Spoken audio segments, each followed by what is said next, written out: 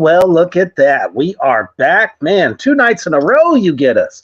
Although this time it's all about metal. And nothing but thanks to everybody last night that tuned in for the goddamn program. You guys were a fucking blast. And so many people viewed that video yesterday. I guess they really dug the content. So definitely want to thank you all addicts for that and for showing up tonight. And as always, you know that this is the time to share it out. Share it anywhere and everywhere that you know there is a Satyricon lover or metalhead in general, black metal fan. Get it out there. Please do. Because we're going to be ranking. Now, this is according to us. Because you got to remember, you guys out there, you can rank these albums for yourself as best as you want. But we're going to be going through the discography of Satyricon, and we're going to tell you what we think and how it struck us. But before we get into all this madness, we're going to go ahead and take a quick commercial break to our brothers at Villain Arts Tattoos. Check it out.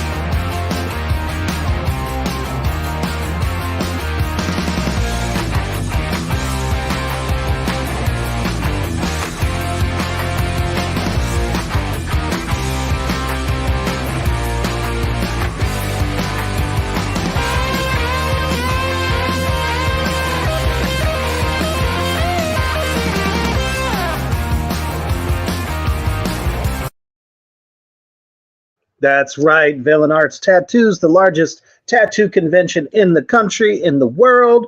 And thank you, Yabelka, for telling us that you got your beer and Doritos. You are officially ready to go. That's awesome. What's up, Kyler? Good to see you.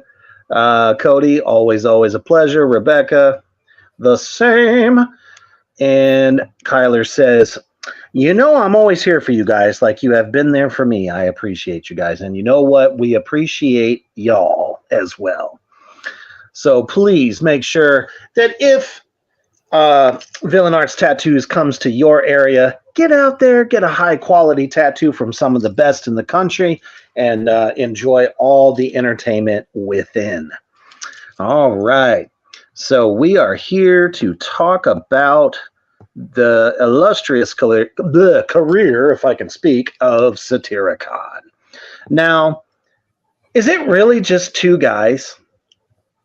For the most part, they've had a lot of lineup changes. They've had members from Emperor, like on the Shadowlands, their second album in 1994. They had the Emperor's bassist, but then he also played guitars and bass for the Shadow Throne. Sorry. And then they had Nocturno from Dark Throne, their vocalist and guitarist, and he played on Nemesis Divina, which was really cool. of him. So, but it pretty much is just those two guys, and then they grab a bunch of other guys. Just say hi to Lily. She just went flying, so safely, of course. She's got her crash helmet on and everything. It's fantastic. Yeah, whenever she sees the camera, she's got to be a part of it. Gotta love it. Yeah, man. So I want to kind of start this with a little bit of preface, because there's literally two different eras of this band. One that we already know, that is black metal, and then you said the later stuff is a bit more black and roll. So explain to all of us and everybody out there in Morgrot universe exactly what is black and roll. What are the elements? It's kind of like they take kind of like old Venom and early Bathory elements, and then some earlier heavy metal. I would even dare say at times a little bit progressive, like in the Merciful Fate realm, and they kind of take that, but there's a drum beat that they do. They slow things down quite a bit, and it's that kick, snare, kick, snare, kick, snare. It's a real basic beat. And Fenris from Dark Throne, if you watch interviews with him, he talks about the importance of that it's simple, yet it's powerful. The kick, snare, and he talks about the importance of that.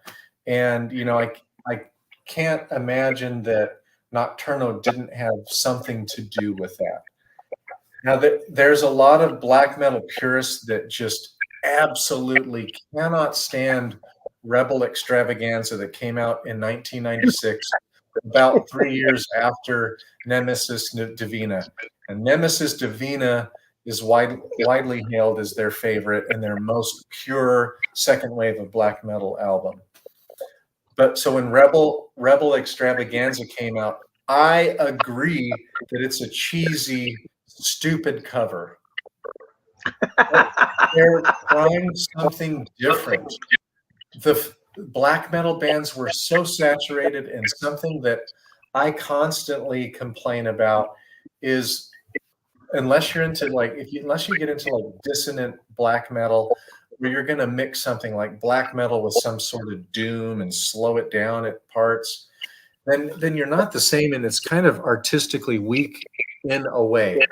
There are a lot of different bands that are the exception, such as Marduk, who just fucking kick ass, except for the Victor album that came out in like 2016. They're just so consistent. Watain is so consistent.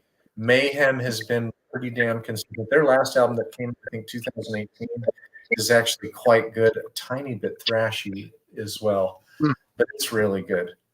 But we'll get in and talk about it. But like, to me, I don't like that kind of narrow-mindedness to where they just kind of kill it. Because to me, Satyr is the main riff merchant for Satyricon, and Satyr is a fucking genius to me. He's probably in my top riff merchants. Like, if you give it a chance and don't listen to these black metal purists, and it's just going to be slower. It's about the same type of grooves that it's always been doing. You're not going to have the blast beats with the tremolos, the traditional tremolo, but I'm glad they did something different, because who else sounds like Satyricon? Maybe Tribulation does a bit, and there's a few other bands that are kind of black and roll. Tribulation is probably the most successful. Tribulation is pretty badass. But oh god, yeah, I'm not near as good. See, I don't do the kachug and the stuff like Reaper does. Reaper's off.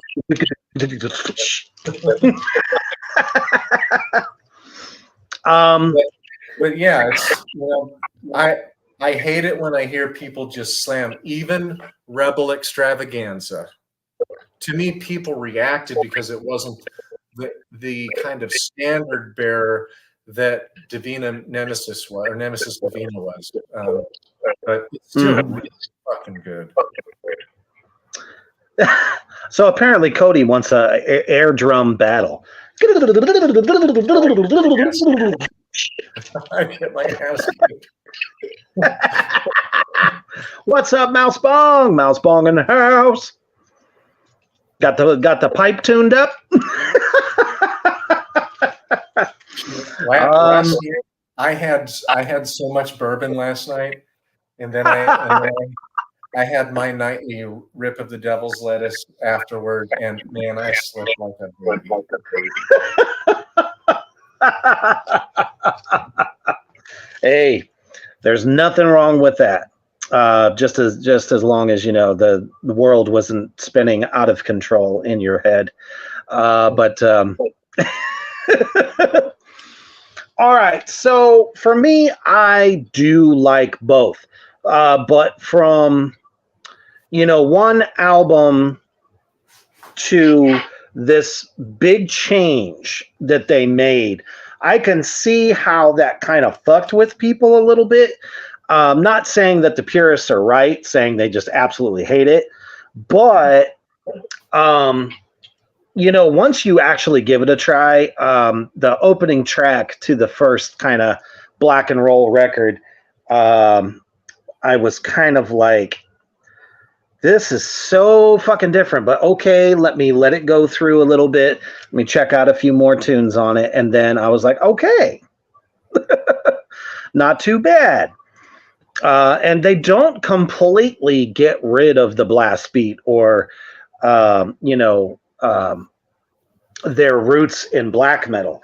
And there are some moments, and as we go through it, where it almost kind of reminded me of what Death did with the extreme proggy stuff. Like even the drummer themselves on this particular record, you would probably know who it was. I don't.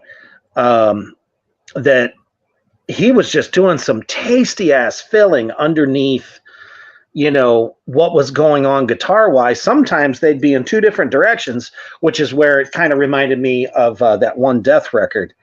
Damn it, I wish I could remember the name of it. But it's the one where, they do some like odd signature, odd notes, and the drums are just kind of more like a flourish instead of a groove. And I feel like they really captured it pretty well. So their first attempt at the black and roll, I was just kind of a little lack about it. It was all right, but by the one that I chose to put on here, well, I think there's two I put on here actually. Two from I think it was 2 black metal and then 3 of the black and roll. I just can't keep this shit straight. Mm-hmm. But I can get right into my first pick. And this is tough too because, stylistically, everybody out there in Morgrout universe, if you've listened to Satyricon from the beginning and to where they are now, you kind of get it, that it's like you're almost doing 2 different bands in a way, but at the same time, I think it's still doable. So the album, and you're probably going to be like, what the hell? The album, and I think I have it here. I do. It's so hard to see on this screen. The first one that I am going to go with is, nope, that's the wrong one. God damn it. Man, okay. So the first one that I'm starting with as, I guess, my number 5 is going to be the album Volcano. Okay. See, to me, like, I can't argue with anybody's answer for anything on this because to me, they've never made a bad album. There are some that to me are better than others. Some didn't make the top 5, about 2 of them. And there had to be, we can only choose 5, but they're so hard. Right. It's absolutely. So for me, there's a lot that I love with it. The production value is getting better at this point. Um, the riffing, like you said, it's just no matter what style that they're bringing to the table, there's so many different tasty elements to it. I really like the way the vocals come across on this record. He's kind of all over the place, not in just one register. Because with like a lot of the black and roll stuff, he doesn't really do much other than like the gravel growl kind of thing. But here, we get a little bit more. There is definitely a lot of higher energy. They revisit the black metal quite a bit on this one. Let's see. With Ravenous Hunger, I love that track. That one stands out to me a lot. Drummer is tasty as hell. Everything is a little bit clearer and not so up in the highs and the mids, but there's like a little bit of lower end too. Unfortunately, the snare is still very flat on this record. That's my only real gripe there. I can I don't know. I didn't feel a need to fast forward any tracks on this record. So Black Lava is a really good one too. Suffering the Tyrants as well. Mm-hmm. Yeah, it's a good album. That's a hard one to find on CD these days. I think I found it in like 2017, and I skipped it up right away because that one right now is really hard unless they've done a reprinting of it. I don't know. Not too sure. I'll have to check their website to see if you can still get a physical copy of it. Mousepong says, I'm positive Nemesis Divina is on your lists. Well, I mean, we can't lie. I think it's a given. She said, Fuel for Hatred is a great tune off of Volcano also. That one really is. I just tend to talk about the tracks that stood out the most to me that I really kind of jammed to, but not to take anything away from that song whatsoever, because it is very good. Yeah. Yeah, the ones I wrote down was with Ravenous Hunger and Fuel for Hatred. Those are the two that stood out to me the most. I mean, what a great way to kick off that record with Ravenous Hunger. Woo! So good. All right. My number 5 is Now Diabolical. And for a lot of people, that might be number 2 or number 3, but it's my number 5. It's great. To me, this is the album when they have totally embraced the black and roll elements. Yep, that's it. I got that one, goddammit. For this album, there is not a weak song on it anywhere. This album is really good, but this is where they have fully embraced slowing things down quite a bit. And it still has, like, there's one thing that Satyr does on the guitar where he'll go through a couple of power chords or riffs or some tremoloing, and then he just does like a flange with an open 3 high strings. And that's something that I have stolen from him, and you'll hear in my stuff quite a bit. I'll pull that in a different way, but I do it quite a bit as well. But King is really good. Now Diabolical, I think, is the opening track, and it's really nasty. The pentagram burns. I mean, every song on that fucking album is outstanding. To me, the production is outstanding. Now, I didn't think particularly about the snare, but I don't know. I see the roaming theme through most of these records. Yeah. But one thing that I love that Frost does all of the time is he'll have his double kicks going, and his kicks are almost always extremely organic. which I've always loved. It's the bump, bump, bump, bump, bump, bump, bump, instead of Yep. a clicky, clicky. And I've always really, really liked that because it sounds different. Because not a lot of people, especially in, since like 1990, have gone with that organic sound. But I like how he has like a slow, like maybe 120 beats per minute with the snare, but he's on about a 160, somewhere around there, 150, 160 with the double kicks. Yeah. It's almost a polyrhythm. I love when he does that. Very much so, because he's playing the simplest beats, but man, them feet are fucking charging through, and it almost kind of goes into Lombardo territory with the sound.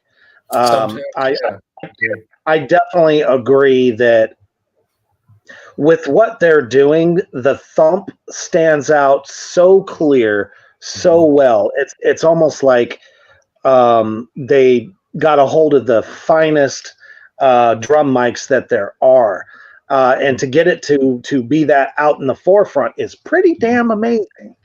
Although bass guitar seems a little not as present. Yes, totally, and it never is on any of their albums. Here and there, it'll be for a moment, but that's about it. Like I think I have to remember which might have been the Shadow Throne. They start off one of the songs with bass, I think.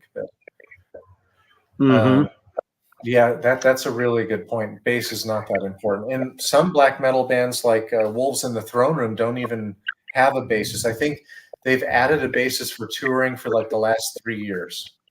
And they think they did put the bassist on the last album. They had bass, but it's so not prominent that you can hardly hear it.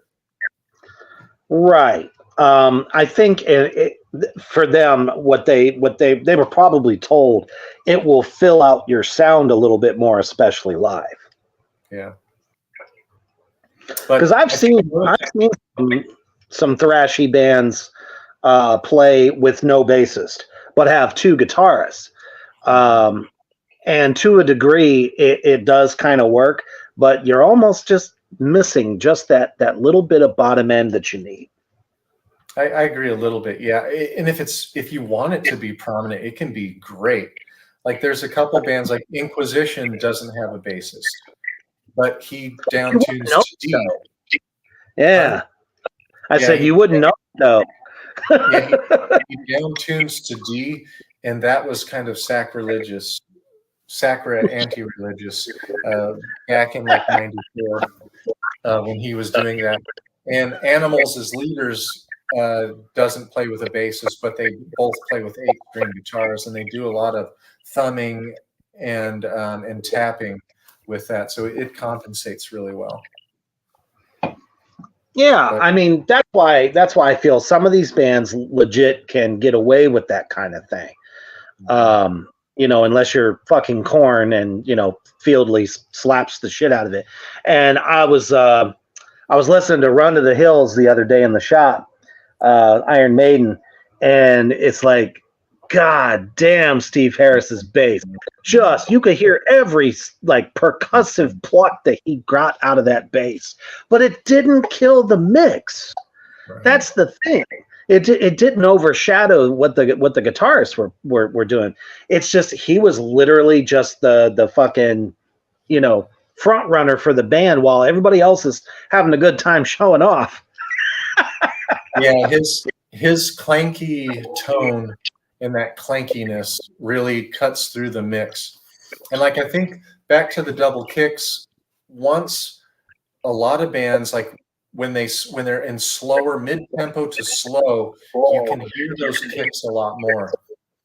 When a band is doing really fast with the guitars and the kicks are really fast, if it's the boxy kind of or super organic, they get lost and they kind of get a little muddy. And so you almost kind of have to record two drums if you have, especially if you're down tuned. Like I use a 7-string most of the time. And so then that really is a battle that the mixer has to contend with. when he's trying to get the kicks to stand out. I speak from experience. Yes, no, absolutely. I couldn't agree more because a lot of people, engineers that work, the clubs nowadays, they have a little bit of that technology that can kind of snap the bass drum so that you're not just hearing, thuds, but you're getting kind of a clear punch. And then, of course, there's some clubs where they don't have as good equipment, and then it just gets lost. Which is why, everyone that's interested in what the drummer's doing, go to the side of the stage to watch the drummer play, because they're like, I can tell he's doing a lot more than what I'm hearing out in the front, but on the side, holy shit. It really does kind of depend on the overall venue as well. And there is some of that kick snare stuff that's going on throughout this record. But to me, it's not an essential element, but when they do it, especially with Satyr's riffing, it's good. I think it fits. I think it's appropriate. And like some other black and roll bands, that kind of abuse it a little bit. They don't use it like constantly in every fucking song. And if they do, it's just for a short time. But how do you go from really fast, very intense to working your way down to drop that bottom out? I feel like when you go rhythmically in sections like that, you're leading to that moment. And I think that just makes it, when it gets much slower, makes it that much more powerful. Yep. Good stuff. I mean, like this is the first album where I thought, they've really come into their own, and nobody sounds like them. And it's the same today. Absolutely, man. And crazily enough, this was my number 4. I knew we were going to be close on this.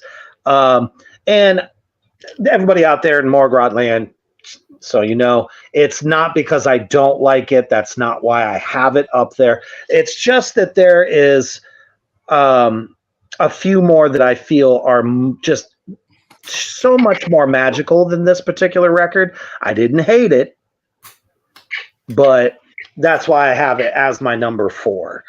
For all the reasons I just said. I think it's a good album through and through. You just got to give it an honest to goodness listen. I mean, especially if you're an extreme listener, this would be a good way to kind of broaden your horizons a little bit. Add in a little bit of this dichotomy because, like I said, especially if you dig like some proggy stuff too, it's really, really fucking good. Hey, Reaper, Kyler and Cody and I are wondering, isn't tonight Mommy Milker's Monday? Really? I don't know. I think.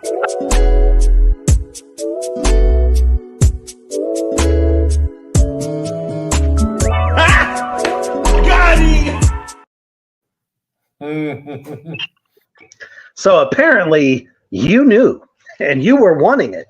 I was just, to be perfectly honest with you, I was waiting to see how long you'd go till you brought it up, and we're at about a half hour. So, man, you took been torture for the last 30 minutes.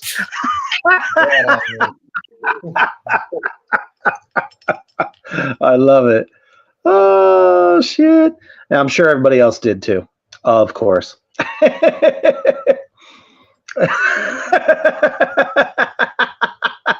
Mousebonk says, LOL. Cody goes, I was waiting to hear those words.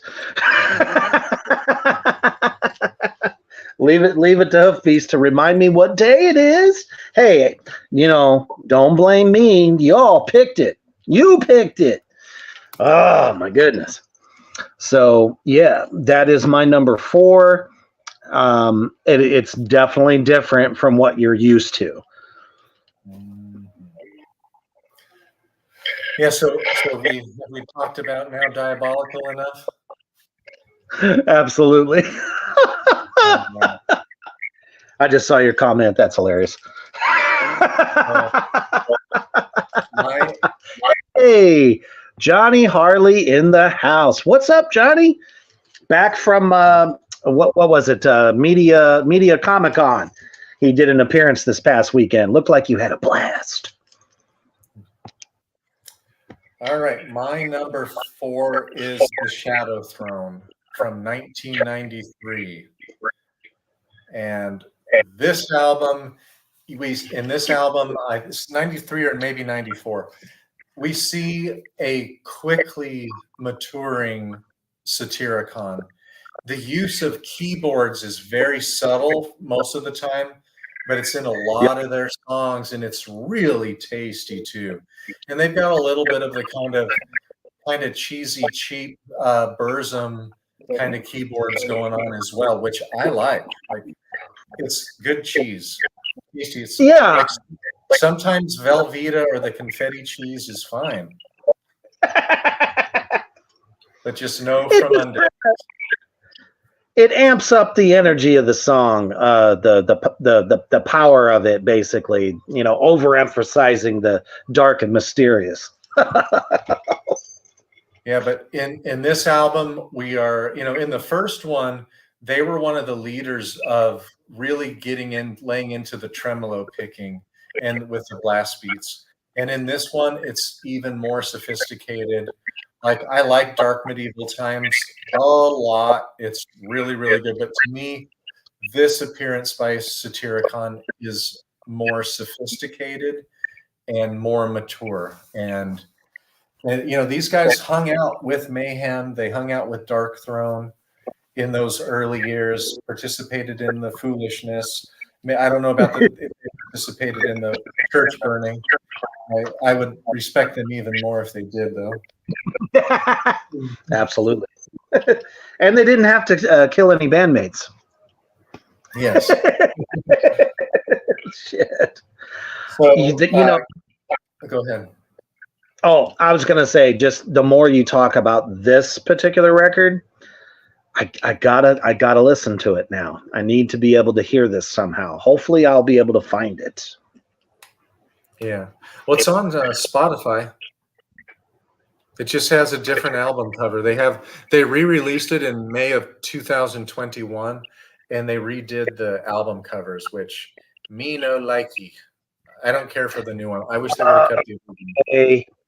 Okay, well, I'm definitely going to give it a listen, because once I got up to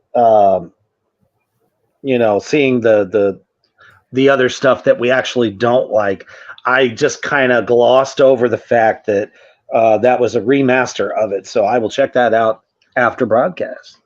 Yeah. You'll love it. It's traditional second wave, but they are trying some new things. You can hear a little bit of Satyr's kind of unique riffing in it, and Yes.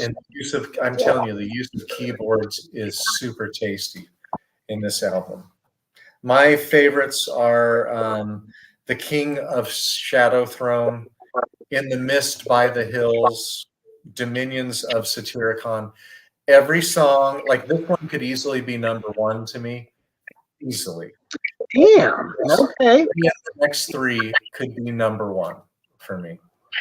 Ooh, okay. Really good. Fantastic. Yeah. I mean, just by checking out the song titles for this one, I'm definitely going to put this one to the test. And if it's anything like Nemesis Divina, yeah, I'm going to love it. Or, I mean, at least it's probably closer to it. Yeah, it's similar. Cody says, we waited 30 minutes to hear Mommy Milkers. We haven't heard Lady Boner yet. The cosmos is in disarray at the moment. I don't know. Hopefully we'll get there. We got to get her revved up. Cue the mouse bong.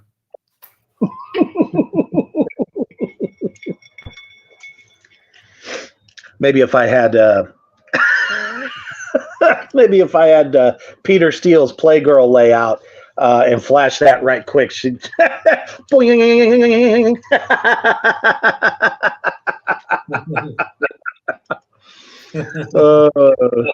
uh-oh. I know. She's been so quiet the last couple nights. My goodness. She might be gaming. Yep, that might do it. That might do it. Sure. She says, I know, right? The LB has been at rest for too long. So now we're going to have to work extra fucking hard to get that going. It's a labor of love. She goes, hold on. Nah, I think that not all my comments are coming through. I never thought about that. She said, says maybe set your thing to live chat instead of top chat. Okay. I'll have to see if I can get that to work through StreamYard, because that would be killer. We've been getting everything else you've been putting up, so most def. Okay, we're on to number 3. I want to know what number 5 and number 4 are. Absolutely, and anyone else out there, in the Addicts group there, whether or not you're a Satyricon fan, we'd like to hear what your rankings are as well. Everybody, absolutely. Okay, so okay, I think was that the right one? Okay. My next one, and I think, I definitely do have it. Yay. Fantastic. For my number 3, I'm going to go with The Age of Nero. Not a bad album art cover. I like it. Simple, dark, tasty. Again, the quality of the production is just constantly getting better. And it really seems like from the Diabolical one into this one, they were getting even more explorative, just with like a lot of the prog moments that I really, really enjoy. And the drums actually sound a little different on this one, which was kind of a nice blessing in disguise. The snare was not as flat. It's starting to become crispy at this point, is what I like to say.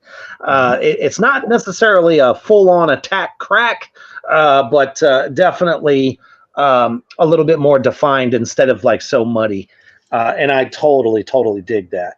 My Skin is Cold, Black Crow on a Tombstone, and Last Man Standing are, The Sign of the Trident also. I got to throw that one in there too. Very anthemic and very near and dear to my cold black heart. So just all around, man, just kick-assery. Vocals are great. They don't seem pretentious. Because I mean, some of these black and roll bands, the voices get a little too, not necessarily old cronish, but just like too harsh to where they sound silly. And for some people that don't even like this particular style, might still think that it's silly, but it really isn't. Because the Morgrat Entertainment site definitely had something to say about the Shadow Storm that we did. They all said that shit was terrible. I was like, well, it's like when you go to a buffet. Everybody has their preferences. But personally, like I said, that shit took me back to the good old days of metal, when metal was fun. But at the same time, though, back then it wasn't so dark. This was much, much darker if you actually listen to the words. And I dig the voice. But this album I definitely enjoyed. Yeah, I bought this album on fall break 2012 in Abu Dhabi. I think it was at the Mall of Dubai. It's a humongous flipping mall. And I went there. Lost. I couldn't believe I found this there. Wow. I'm surprised they would allow it Me too. in so Abu many ways. Dhabi, no, wait, this was Dubai. Yeah, Dubai is more open-minded than like especially than Kuwait and Saudi Arabia. Gotcha. Yeah, Qatar's Well, not too bad. for that. Yeah, but still, it's not like you can go to a liquor store and get a fifth of bourbon. That's not happening. That's not happening. No. She says, "Can't you like ski inside the Mall of Dubai?" Yep, I've watched them ski and they go through and they make more snow every now and then, but it gets so filthy, and it's like a little bit of a modified bunny hill. It's a little bit harder than a bunny hill, a little bit faster than a bunny hill, but it's not that long. It's about as the length of a medium-sized bunny hill. But yep, they have that. I think it's the Dubai Mall that has a huge aquarium in there as well. Now, see, I'd be much more interested in that. I'm a sucker for a good aquarium. Something about watching them just swimming along. Love it. Yeah, well, that is an awesome choice. That was your third, The Age of Nero. That I fucking love that album. Absolutely love it. My number 3, and by the way, when I went through and I made my list, there are some that I am kind of drawn to kind of rank higher than others because I want to seem like a more pure black metal enthusiast. But then I just went back and I said, no, I'm going to be honest. And this is what, over the years, what I have listened to the most. So that's what you're getting in my list. This is from 5 to 1, what I have listened to the most. And this has been pretty easy. So the Shadow Throne was my number 4.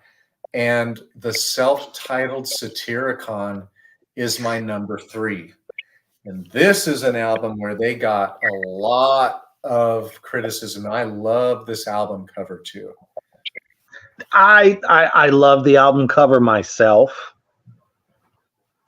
but this one, it's not that I didn't like it. It didn't really incite anything for me. So I'm like really interested to hear your viewpoint.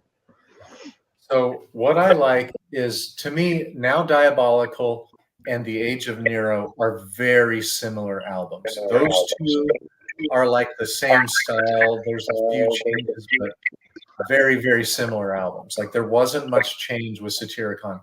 From Volcano, which was 2002, they were still kind of reaching back to more of the harsher blast beats, but then they did start to slow down quite a bit, and it was really apparent here and there. You could see they were really changing. Rebel Extravaganza in 1999, that one, you started to hear the black and roll a little bit, but they still were pretty heavy into black metal.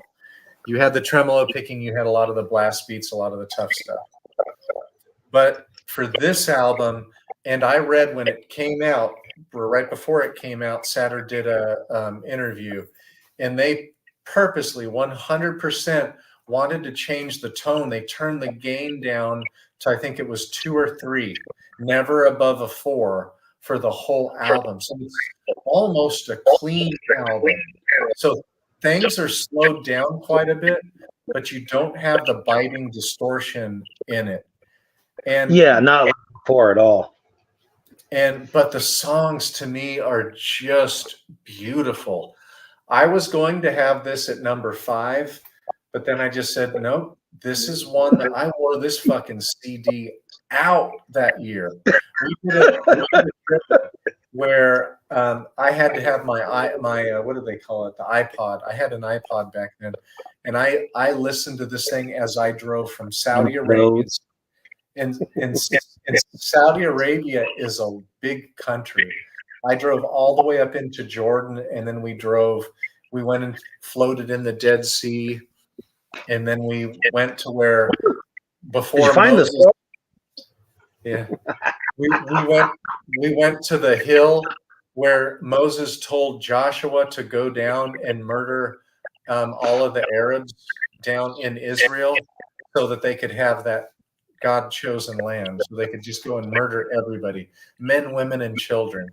And we stayed in that little city where Moses apparently broke away from the children of Israel and had Joshua, I think it was Joshua, go and murder everybody so they could take over Israel.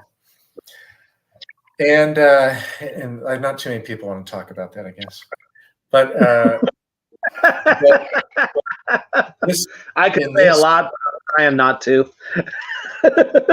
Then we drove back through customs. Took forever getting out of Jordan and going back into Saudi Arabia because they're afraid you're bringing in alcohol and all kinds of stuff. I mean, they go through everything, and it's I believe 115 degrees, 120 degrees, and you're sitting in your car, and if you have to use the toilet, oh my gosh, it is worse. It's like 19. Yeah, it did have some wild energy.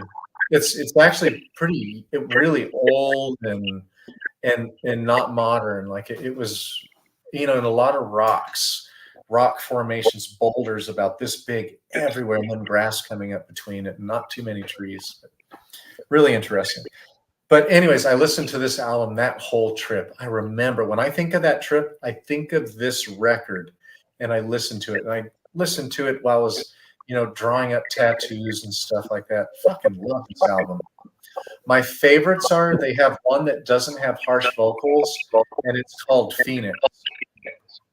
And if you watch their, I think 2014 live, where they got with I think it's the Oslo Symphony Orchestra, and they played a bunch of their songs. They played this one, and it's actually not Satyr singing the Queen.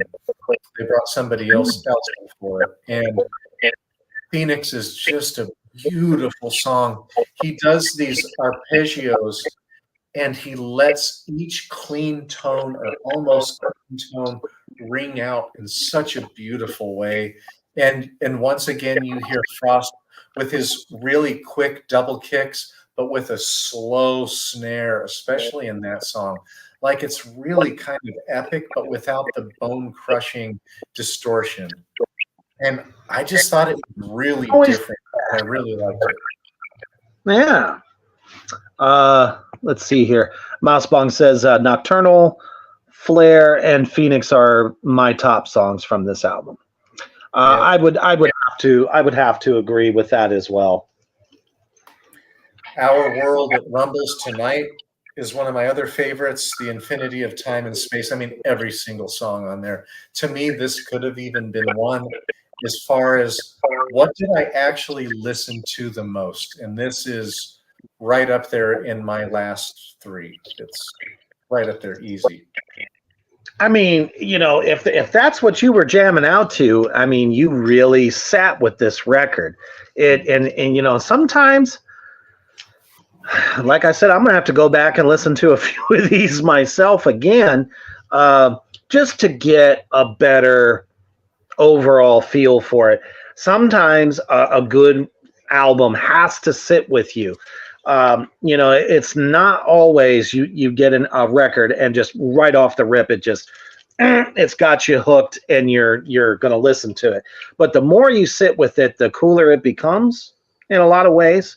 Especially if you're listeners like us who listen for, that guitar, that drum part, bass part, any kind of like added background stuff, like the symphony, orchestral type stuff. So once you hone in on those different aspects of it, you might pull something out. And I'm like I said, it's not that I hate the record. There's just other ones I dug better. And that's evident for my number 2, because if you noticed, I've kind of been side by side with one foot in the black metal and one foot in the black and roll as well. So for my number 2, I chose this guy. Oh, no. There it is. Holy crap. On my end, it looked like it took forever. Deep Calleth Upon the Deep. Something about this album, just the sheer progginess of it is what really got me. Blood Cracks Open the Ground. How can you not just fucking go insane over what is going on in that song alone? I was honestly like, I wish this song would never stop. So many cool parts, rhythmic changes. I mean, I'm a Stone Cold Merciful Fate lover. It's got them written all over it. And it really does kind of, shine through the rest. It's a fun album. The Ghost of Rome, Dissonant, unholy shitballs at that. Burial Rite was a great way to close it. The title track wasn't too bad. Midnight Serpent, great way to open the record, but Black Wings and Withering Gloom, those were my tops for this record. So I feel like they really hit a good mark since they kind of moved over, to this style. Yeah, it's a great album too. Like I can't fault anybody for choosing really any of these albums because they're all really well done. The riffs are all tasty. Just the style usually varies. It's always tasty. Like he really cares about what he's doing. And they turned the distortion up maybe 1 or 2 more notches, but they continued more of that kind of clean tone on this album. Mm-hmm. It's not distorted. My two favorites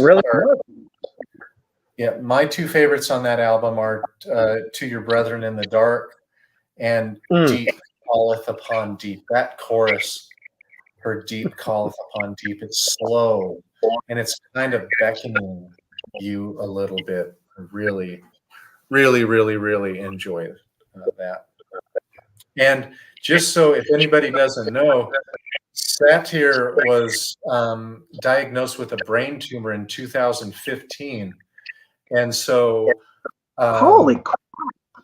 So Frost did more of the songwriting for this. He had to have surgery, had to cut his hair again. So like there's this thing where Satyr cuts his hair and he'll have like short hair, long hair, but he really had been growing it out. When you see him in the symphony orchestra performance in like 2014, his hair was getting long again, and then he had to cut it. And I don't know where it is right now. And by the way, on that cover, the last album that I don't even consider a Satyricon album is the Satyricon and Munch. Oh, yeah. To me, that's not black metal. It's not Satyricon. They should have had a different name. Like even more than Black Sabbath needed to just be Heaven and Hell. Right. This is Satyricon at all. But the album cover is from an Edvard Munch charcoal drawing. And Edvard Munch, I think, was from Oslo, Norway.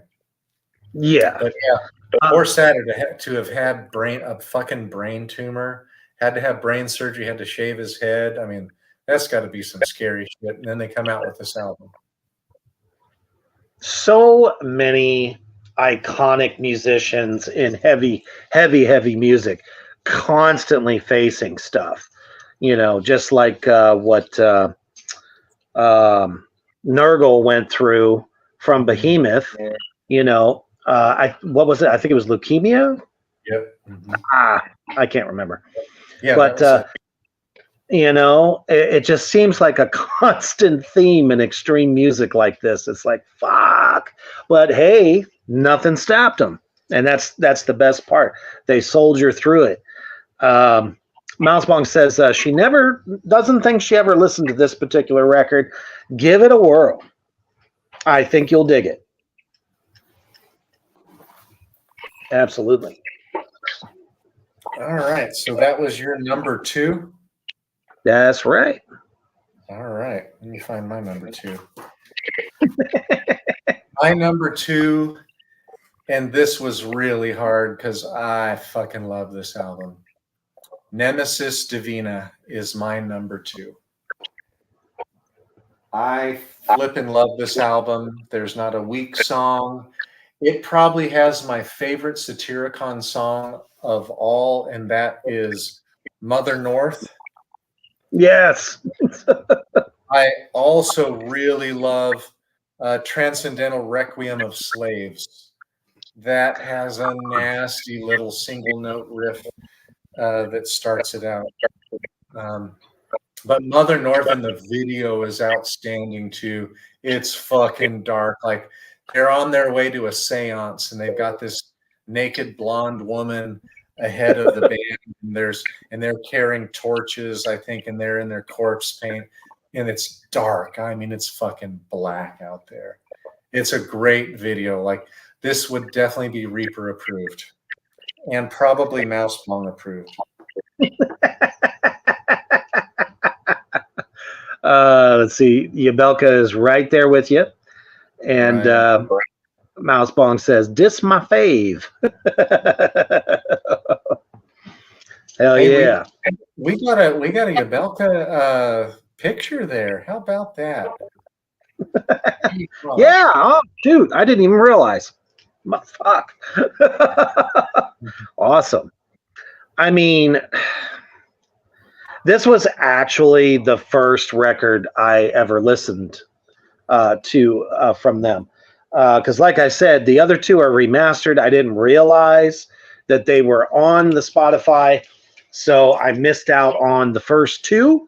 But damn, what an album, you know, to start off with them. It's got everything. It's black metal at its best, in my opinion. It's very raw, not overproduced. And even though it's a lot more organic style of drums, the mix is still really good. The cymbals don't overshadow too much. And yeah, what else can I say about it? Other than, you know, my favorites as well. Obviously, Mother North is just fucking sick as hell. The Dawn, or no, I'm sorry, For Heck, oh, I can't even say it. For Heck Hesed? Yeah, that's the second track. That one's fantastic. The title track, and then of course, you know, ending with Transcendental was probably the most bombastic way to end that record. Just a solid effort. And I see, you know, exactly why that would be everyone's go-to. So, I mean, it was just, it was great to start there and then even moving on into the other stuff, because obviously this one is my number one that I put in my list. So, I'm definitely going to go back through it. It's going to be in my catalog, but damn it, I almost, and this was hard because, you know, I like the dichotomy of the black and roll a lot, and not because it's simpler, but just because it's almost even rawer, and you're still getting the same evil delivery and the masterful riffs. that's pretty much what Fenriz talks about with keeping it slow and not getting lost in the speed, and maybe the speed can sometimes be a gimmick, and that's why I really like They were trying to do each other. Yeah. Like, that's why, like, in the music that I write, I like for there to be tempo changes. I don't like the same flavor all the way through. I want things to change up a bit. I get bored. You know, and me just as a drummer, sometimes when there is just too much going on, it is very possible to lose yourself. So it's kind of weird, not weird, but it's just sometimes you don't you can not end the way you're supposed to pick up to the next section because you just got done doing so much and there's so many parts. And as a drummer, it's like, well, shit, when in doubt, blast it out. That was always kind of my motto in bands in the past. Where I was doing a lot more extreme stuff with, especially the death metal stuff at the beginning of my career. It was like blast all the time, for 45 minutes straight, basically, with cymbal chokes here and there. And, there's no real breathing room. But with the black and roll style, though, you do get that breathing room. And sometimes some of the nuances you probably wouldn't have picked up before start to show themselves. All right. So I want to know from the Bongster, because Bongster listens to quite a bit of black metal. Mm-hmm.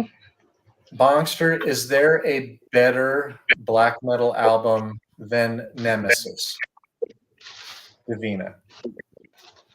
I don't, for me, no. Dissection, I really love Dissection. I really like Emperor. I wish that Emperor's at the Welkin was produced as well as Nemesis Divina. Then that might be there. And also maybe if the orchestral elements weren't as prominent. But, Nemesis has some of the kind of orchestral keyboard types of elements that I really like as well. But so tasty. To me, I think the way they were was Satyr and Frost said, this is the pinnacle. This is our perfect fucking album. And we're not going to up this album. We're not going to, do better than this album. And I don't think anybody is. And they fucking said, we're going to start experimenting after that. Oh, yeah. She brings up a great point. She says, that's really tough for me because I'm obsessed with In the Night Side Eclipse for a long time. Man,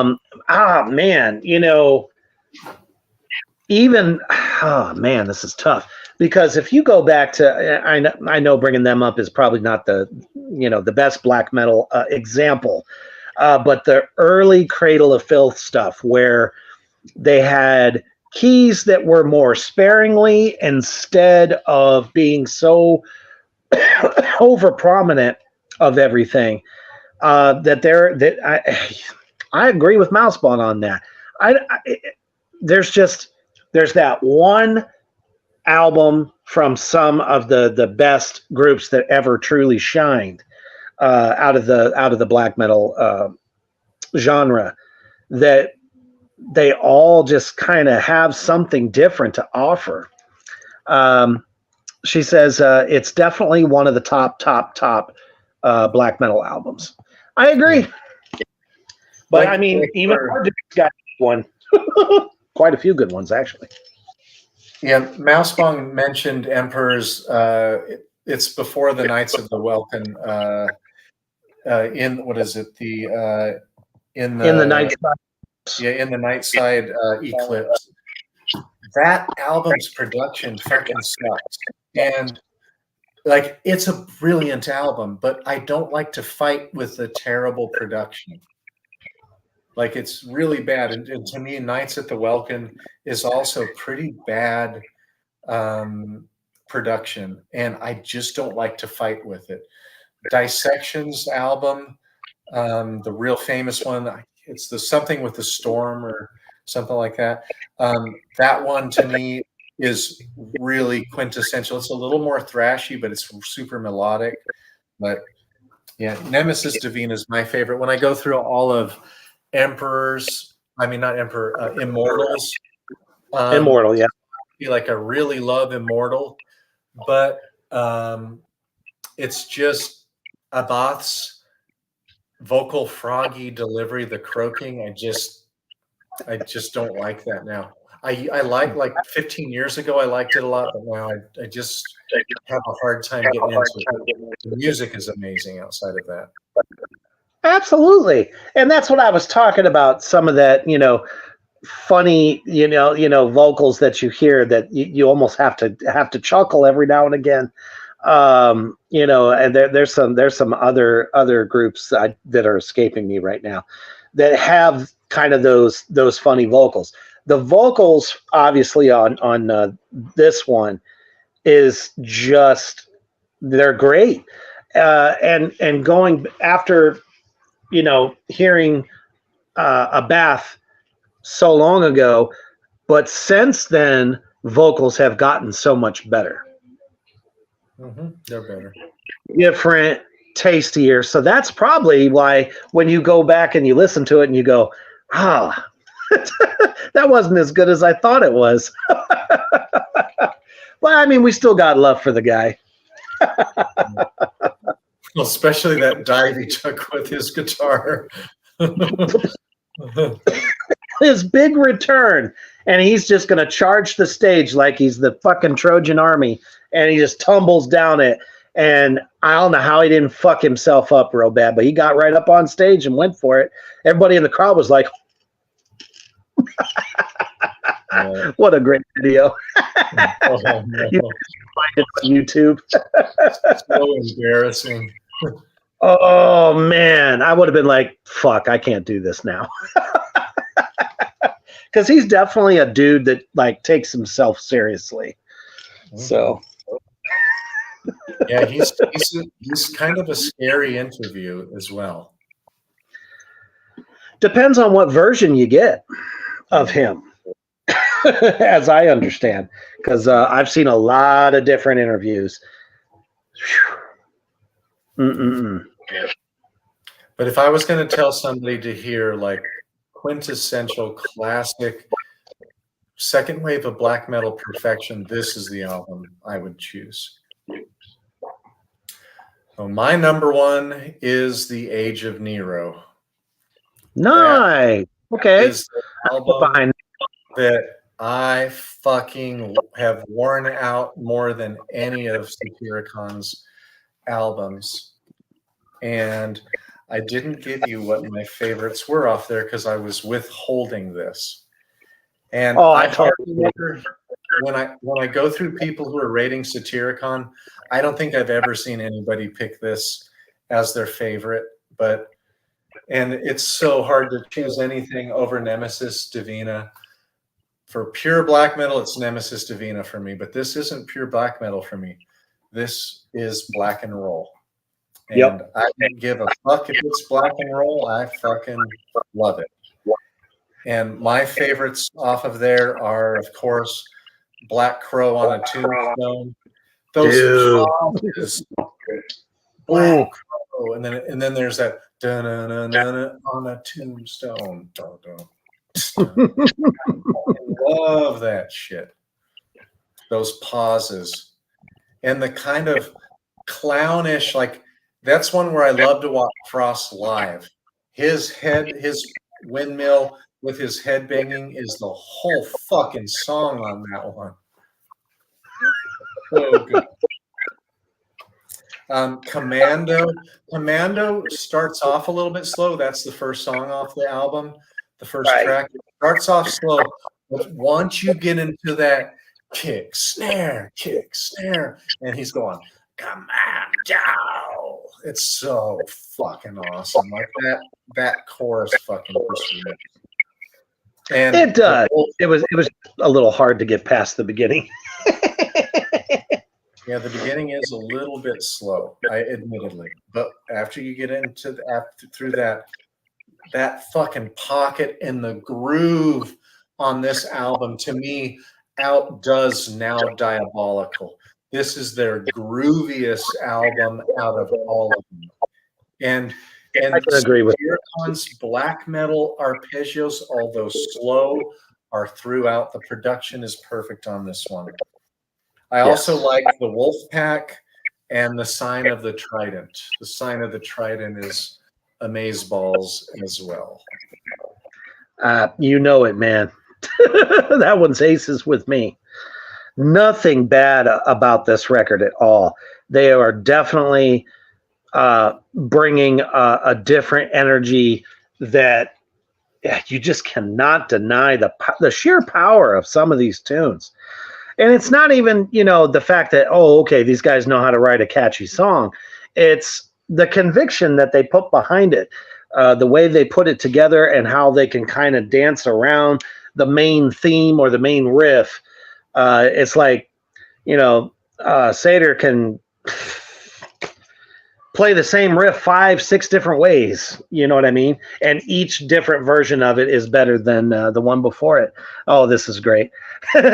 Mousebong says, my husband just came in to say he loves Rebel Extravaganza and thinks it's underrated. Probably my least favorite record. Laugh, cry face.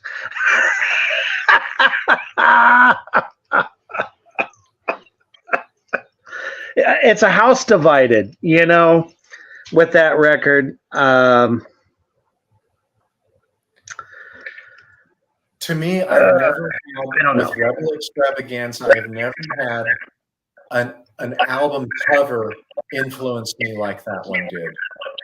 It's fucking cheesy. It's a cheesy fucking album cover. It really, and they use this fucking kind of new metal type of font use and the kind of graphic design that was going on in the mid to late 90s. They use a lot of that type of shit. And it's like this formula. And yeah, I didn't like that. But to me, that's my number 7. And I think it's a great album. It's my number 7. I'm with Mousebong's husband. Mousebong, you fucking suck. You are wrong.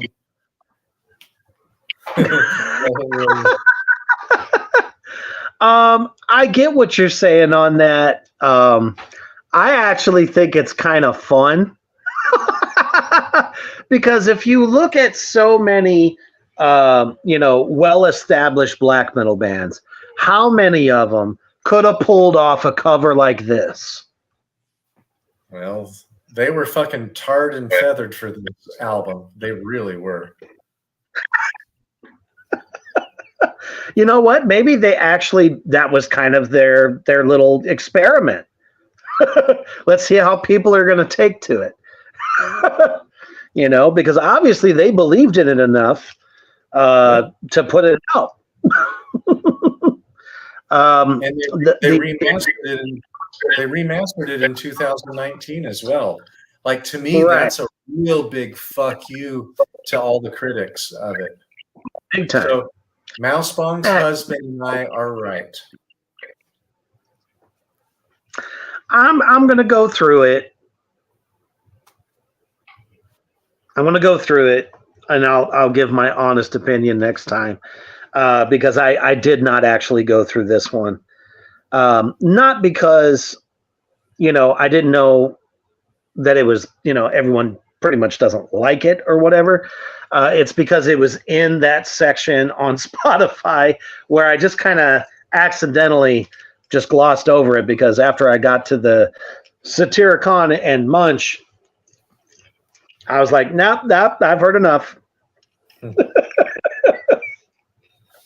So I gotta pick that one up. I gotta pick up the Shadow Throne.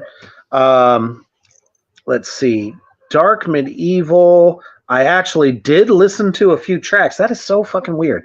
I think it was because it was right before the 2022 release. So, Dark Medieval Times is my number 6. If number 7 is Rebel Extravaganza, Volcano's probably my last, and Deep Called Upon Deep is my second to last. But last to me, it's not bad. Like I love those albums. I listen to those over and over and over and over again. I enjoyed every fucking album.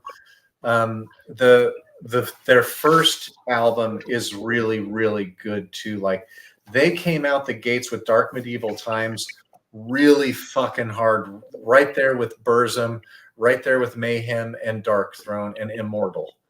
They were really, really good, and maybe slightly more sophisticated than all of those were. Can definitely tell by the riffing and the way that the songs are put together. They definitely knew their craft, and it was powerful. It just didn't sound that great, but eventually they worked that out. And, well, they kind of went in a slightly different direction, which isn't too far-fetched at all, in my opinion, that, any black metal band could, find a way that letting groove in sometimes makes it that much fucking better. That's just my opinion. So if anybody out there in the Morgrot universe could take anything away, from hearing us rank these albums, it's give it a shot, please. Especially if you have never heard Satyricon before, you can start at the beginning, which is where you should, just to be perfectly honest, to see kind of how the stage got set, and then go through the evolution. But for people that just love black and roll, you could dive right in with any of those, right away. But I mean, honestly, they didn't completely shed their roots in a lot of ways. But man, when that groove comes in, it sticks with you. Especially for me, because I've always been a purveyor of, you can be extreme, but you can be just as fucking groovy. You can. It is possible. So sometimes it's just not throwing a million notes into one bar can make the difference. And like for the self-titled 2013 release Satyricon, where they don't have the distortion so prominent, that album is really moody. Like, it is a great Devil's Lettuce album, and it's a melancholic, it's a dark, slightly sad feel from beginning to end with that album. Like, kind of like you're looking back on life a bit. It's it has a little bit of sadness, whereas The Age of Nero was kind of angry but slow but heavy fucking groove. And this is beautiful. It's like a rolling hill landscape. The self-titled Satyricon album. It's really, really good.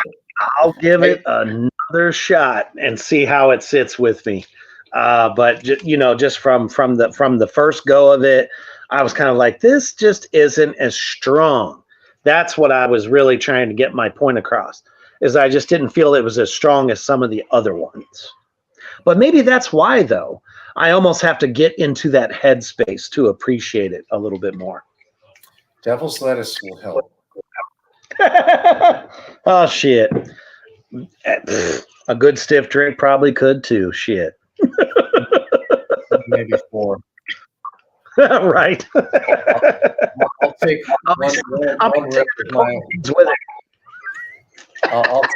one rip with my bong over a stiff drink.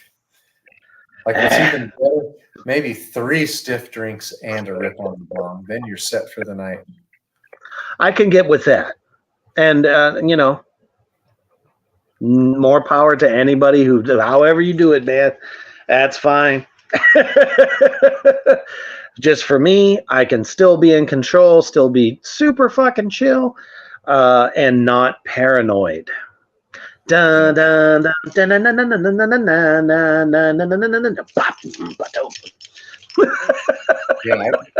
don't get the win.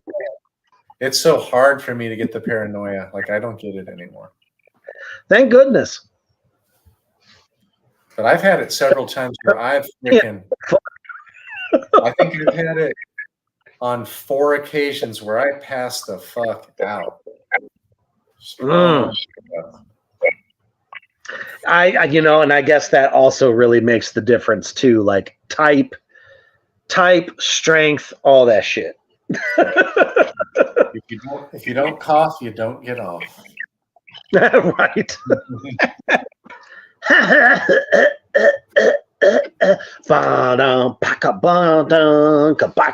Okay, I'm just doing all kinds of Sabbath over here, guys. Don't mind me.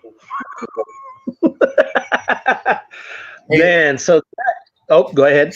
I was going to say, the show that we agreed to do last Monday, we were supposed to do, and this will be a preview for everybody in Mordrot universe for maybe not next week, but the week after or something. We were supposed to do the top 5 musicians, metal musicians who left the earth too soon or left us too soon. Oh, damn. I forgot all about that.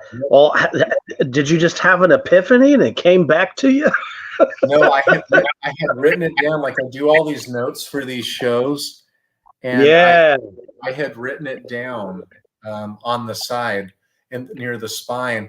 And I said, oh, fuck yeah, that's a great idea. And I've already written down my top 3 on there. Okay. Well, shit.